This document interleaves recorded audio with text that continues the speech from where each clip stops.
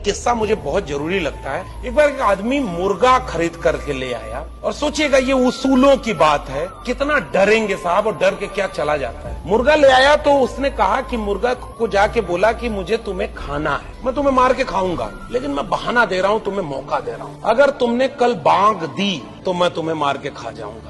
अगले दिन जब सुबह हुई, मुर्गे ने बांग नहीं दी, लेकिन पंख फड़फड़ाए। फिर वो आदमी गया और मुर्गे के पास बोला कि अगले दिन अगर तुमने पंख भी फड़फड़ाया तो मैं मार के तुम्हें खा जाऊंगा। सुबह हुई, मुर्गे ने न बांग दी न पंख फड़फड़ाए, लेकिन उसने अपनी गर्दन लंबी कर दी। फिर तीसरे दिन वो आदमी उसके पास गया कि सुनो, अगर अब गर्दन भी लंबी किए तो मैं तुम्हें मार के खा जाऊंगा। फिर चौथे दिन मुर्गे ने न बांग दी, न पंख फड़फड़ाए, न गर्दन लंबी की। फिर वो आदमी जाके बोला तो तुम्हें अब अंडा देना पड़ेगा।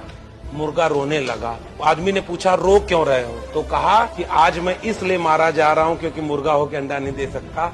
मैं सोच रहा हूं कि मारा जाना ही था तो पहले ही दिन बोल करके मर गया होता तो कम से कम अपना जमीर जिंदा रहा।